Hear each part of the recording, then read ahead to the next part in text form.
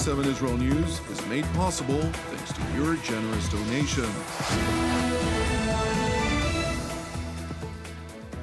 Shalom ve'erev tov. Good evening. This is TV7 Israel News broadcast to you from Jerusalem. Israel and Egypt sign a $35 billion multi-year gas deal. Germany expands its aerial defenses by signing a new extension deal with Israel.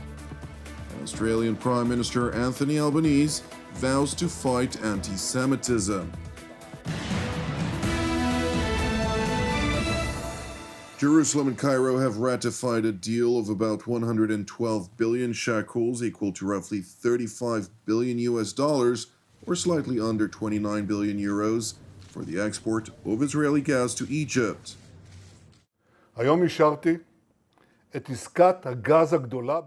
Dear citizens of Israel, today I approved the largest gas deal in Israel's history. The scope of the deal stands at 112 billion shekels. Out of this, 58 billion will go to the state treasury. I want to show you what we are talking about. Look at this graph. It is in billions of shekels.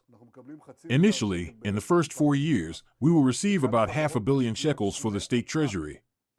During this time, the companies will be investing massive sums to develop infrastructure. They are expanding the pipeline and doing many other things.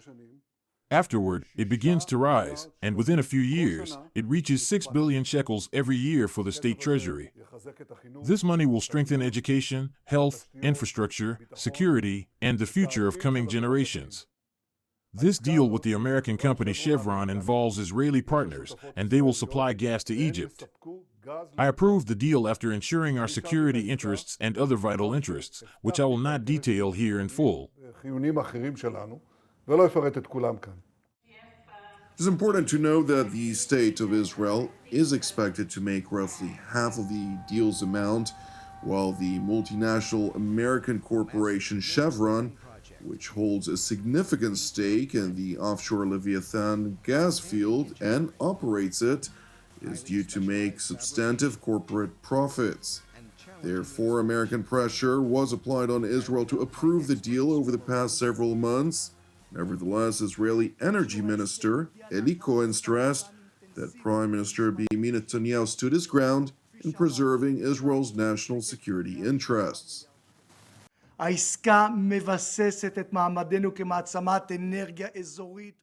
The deal establishes our status as a regional energy power and a leader that its neighbors rely upon. The approval of the agreement comes after several months of intensive negotiations, and I want to thank you, Prime Minister, for all of the backing you granted us to achieve the best terms for the state of Israel. The agreement was approved by you only after we had secured Israel's security and economic interests. The state's revenues from taxes and royalties thanks to the deal will stand at approximately 58 billion shekels, and the scope of direct infrastructure investments in the economy will exceed 16 billion shekels. This will create jobs and strengthen the economy. This is the first export approval that guarantees priority for the local market, and mechanisms were agreed upon that will improve the price of gas for the Israeli market.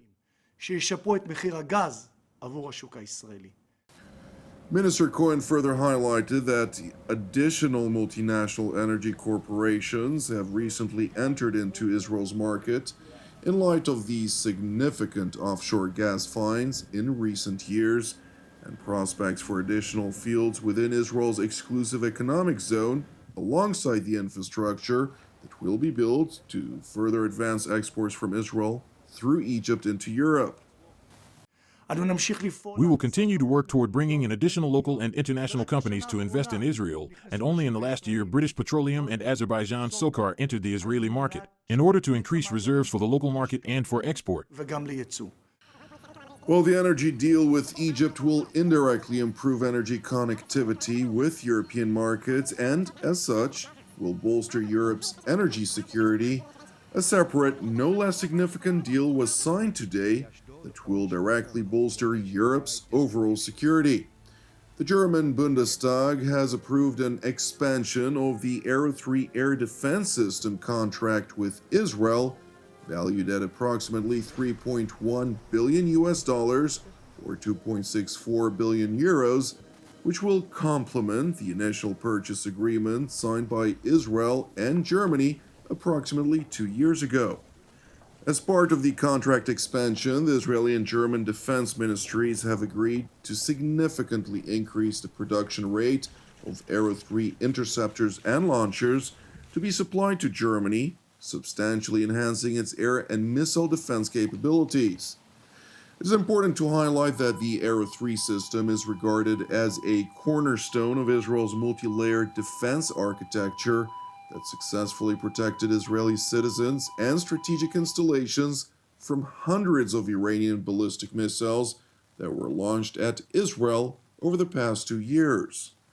The clear operational success of the Arrow 3 system are now protecting German and Allied skies in Europe from any similar ballistic threats.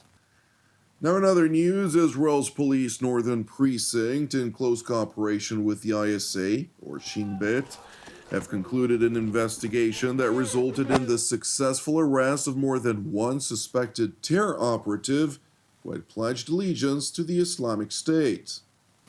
The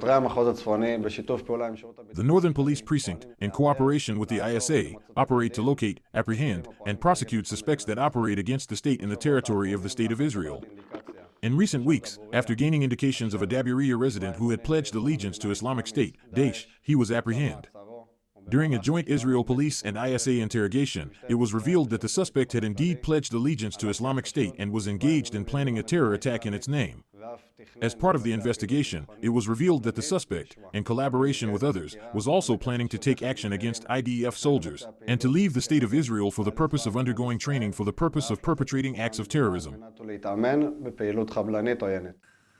While Israel's security apparatus operates tirelessly to root out any terror elements within Israeli territory, it is also contributing to its global allies and partners in the war on terror to include an ongoing investigation into the latest deadly attack at Bondi Beach, Australia, earlier this week.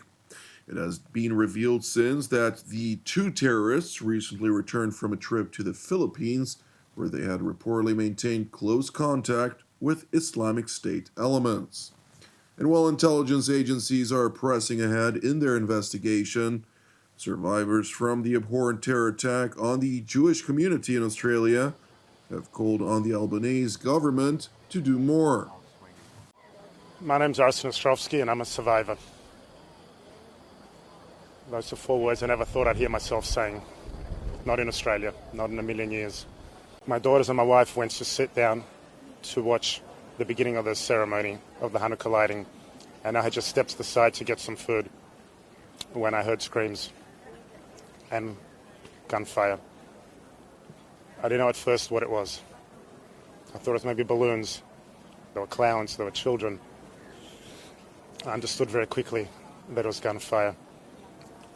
I saw people running everywhere, people falling, chairs being thrown. It was absolute chaos. I immediately ducked. But then I knew my wife and kids were about 20, 30 meters away. Maybe less, I don't know. Towards the shooter. So I stood up and I started to run towards them. And I got hit. The bullet had grazed my head to the bone. It was millimeters from life and death. There is no shortage of measures that can be introduced. I know that the Prime Minister has had for some months now a report from the Special Envoy on Anti-Semitism, Gillian Siegel. That report has been on the Prime Minister's office desk for months and months. I think there needs to be questions asked why the proposals were not actioned. If we're to learn from what happened on Sunday, this has to be a transformational watershed moment. We have to come together. We have to recognize that even though this was an attack on Jews, it was an attack on Australia, on our society, on our social fabric and our way of life as a whole. If we do not learn from this, if we do not come together from this, if we do not take the appropriate steps, if our leaders do not show real, serious, tangible, immediate leadership, then hatred will fester and catastrophes like this can repeat itself. Meanwhile, in Canberra, Australian Prime Minister Anthony Albanese pledged to confront anti-Semitism head-on. We need to learn any lessons that are learnt from this, undertake stronger action, undertake any legislative change, undertake any powers, additional powers that are needed across the board. To work with the Jewish community, we want to stamp out and eradicate anti-Semitism from our society. We want to also stamp out the evil ideology of what would appear to be, from the investigators, an ISIS-inspired attack. That has no place, that sort of hatred. We're continuing to work through a whole range of the measures in the Siegel report, of course, on anti-Semitism. We are already implementing. If there's a need for as well to examine, this isn't a set and forget report. This is something that will be an evolving position. Anti-Semitism has been around for a long period of time. Many nations, such as the United States, have had special envoys in anti-Semitism for a long period of time. My government is the first to appoint one. Thank you for watching TV7 Israel News. I'd like to encourage you to pray for the peace of Jerusalem and redemption of Israel. I'm Jonathan Hassan, wishing you a Chag Urim Sameach, and until our next update, Shalom from Jerusalem.